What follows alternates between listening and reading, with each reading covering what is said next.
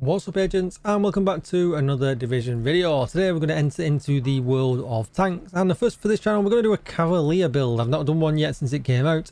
I didn't really ever see the need to do one, but I thought, you know what, we're on a bit of a content lull right now. It's a little while before we get the next part to the season, and I thought let's have a look at it and let's see what we can put together. Before we get started though, be sure to like, share, comment and subscribe. Don't forget to come over to Twitch and hit follow, twitch.tv/DJTICKLE. I really would appreciate your help with my view count over there right now. And if you need a community Discord because you need help with raids, descent, legendary content, all things like that, you'll find the link to that down below in the description. With all that said, let's crack on with the build. So we're going to take Technician for this, because we want the Artificer Hive. And then just make sure you spec into pistol damage as well. You can spec into shotgun damage, not that you will use it a lot, but it's there anyway, so you might as well. Let's take a look at my gun choices. So we're going to start off with my favourite pistol, the Card 45. Obviously, aside from the regulars, but we're going to use an exotic somewhere else, so we can't use that right here.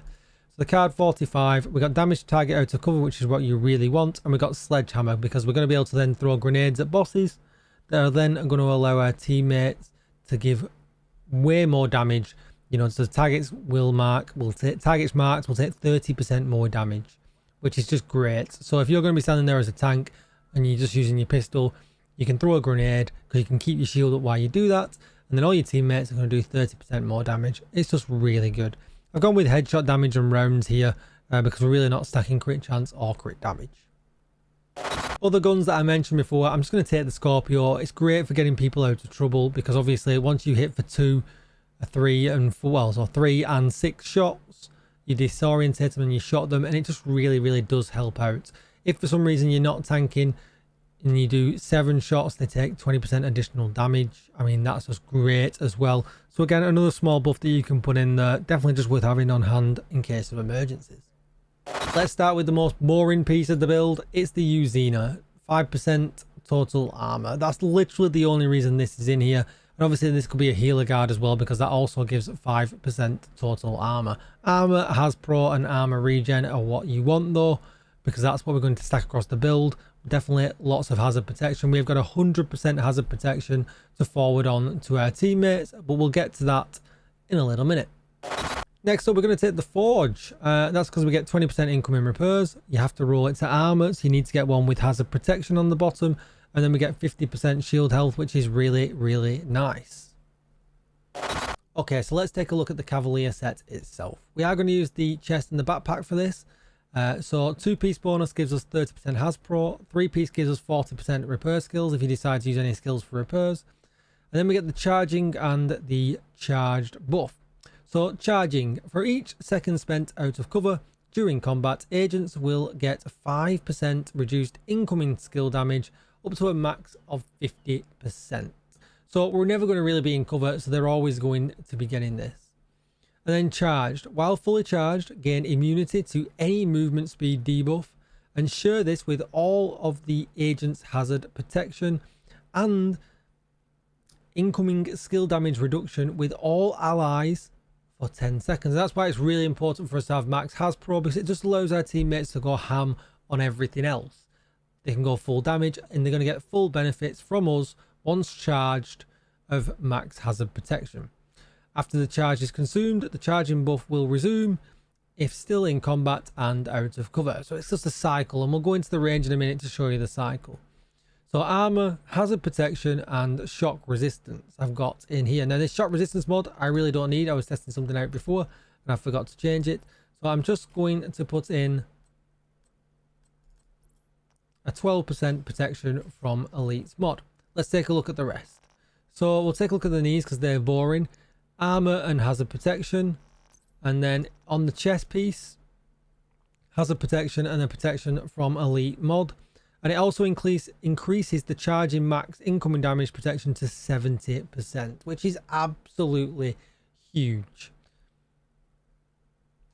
We're going to flip over to the backpack. You can see here as well, charging gives 10% per second, and it only gave 5 previously. Meaning it's only going to take 5 seconds for us to charge. Definitely with it halving the speed. And on the backpack, we've got hazard protection, protection from elites, and I forgot to max out my armor there on the core attribute. How have I managed to do that? So we'll just run over here really quickly. Backpack optimization. And there we go. Now you can take a full look at the build. We're at 1.9 million. Really, really nice. Let's take a look at the stat page and we'll go down to the defensive stats. So we've got some armor regeneration. We've got some health. This health obviously is dependent on SHD score as well. So just take a look at your own. Incoming repairs 20%. We've got 37% protection from elites, which is really going to help us. 50% pulse resistance is not PvP, so we don't really need to worry about that. But then look at the hundreds here across the board for absolutely everything, meaning that's going to be the protection you're going to pass on to your teammates. 100% everywhere.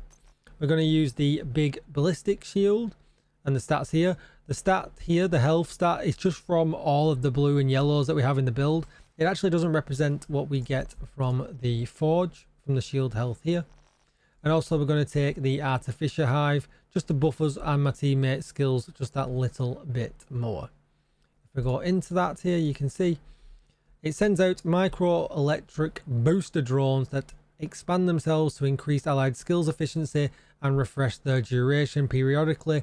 Releases a drone while holstered. This drone affects only your skills, and it's really that's what we're going to do. We'll only drop it if we're desperately in need, but basically giving us that extra efficiency to make everything come back quicker, everything be a little bit stronger and a little bit better. Okay, so let's take a quick look at the set and how it works. So you can see there, the minute I went into the range, I'm in combat, and you can see that we had the charging buff on the left, and then we've got the charged buff now that is about to run out, and there it goes. But you can see really, really quickly within like 5 seconds, because that's how long it will take, 5 ticks to get to 50%. We are straight back and it's all over again. Buffing your teammates over and over and over again. Definitely worth taking the chest and backpack with this. Definitely, definitely, definitely. Just to keep the buff up as quickly as possible and for as long as possible. Because as you can see now, this is the point when we're charging that we are not buffing our team. Mods are really, really hard to farm, and I really wish we could farm them a little bit easier. That's going to be it for the build. I'm going to use this over in the raid, especially for the brothers fight. Although you can just go full DPS there, I think it's going to be useful just to give it a go and try it out. I'm also going to try it in the Iron Horse raid. There's a few fights in there we can try it in as well, and just to see what its use case is really like. And then you never know with whatever's to come with the division, maybe any of the harder content, this actually might be a set that actually might be coming super, super useful. It's kind of coming really, really, really overshadowed by the other tank set that we have in the game.